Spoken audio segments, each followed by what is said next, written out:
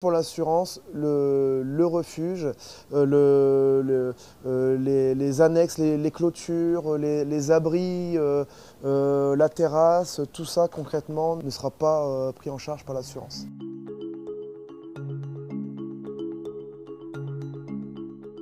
Avec tous les carrés de potager.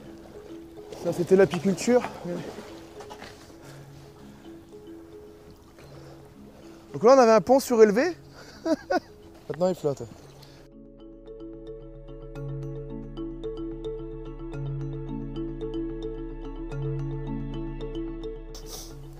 Voilà. Là on est sur la terrasse d'animation. La terrasse où on reçoit les enfants,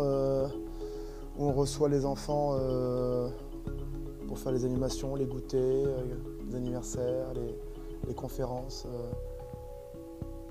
Voilà.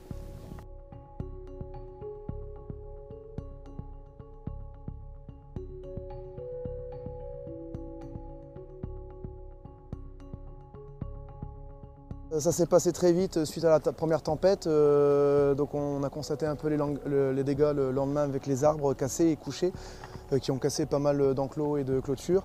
Et ensuite on s'est aperçu que l'eau montait très vite, donc au bout d'une semaine on a toujours de l'eau très très haute qui peine à redescendre. Comment on le vit, pour l'instant on essaie de ne pas craquer, on essaye d'aider un petit peu les gens. Je ne vous cache pas que c'est quand même dur, c'est quand même très dur. Là, j'essaye d'être utile là où on peut. On essaye de faire de notre mieux, mais je pense que le contre-coup va être assez difficile.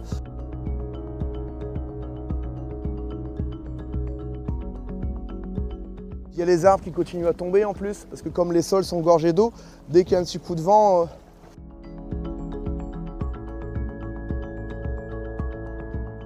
les dégâts peuvent être réparables si on a de l'aide derrière, si on a de l'aide financière, si on a les bras, parce que bon, ça fait 10 ans que je fais tout avec des bénévoles à la brouette, etc. Donc il y a quand même énormément d'investissement. J'avais arrêté mon entreprise, j'avais revendu mon magasin exprès pour faire ce projet-là de refuge animalier.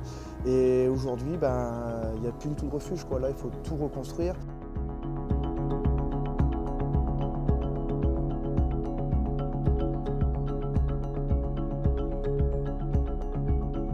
Annoncé que en fait, comme c'était pas bâti sur du béton et que c'était pour l'animation, que c'était de la déco, que c'était tout ça, c'était pas attenant à la maison, donc c'était pas pris en charge, quoi.